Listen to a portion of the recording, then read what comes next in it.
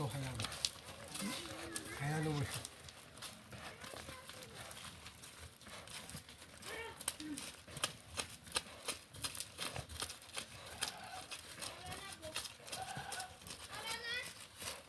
ብዙ ጊዜ ይታመማሉ። እንደ ፍየሎች እሱ እንደዚህ ነው የሚሉት።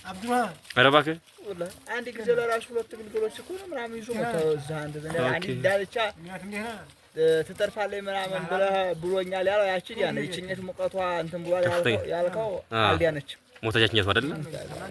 እንዴት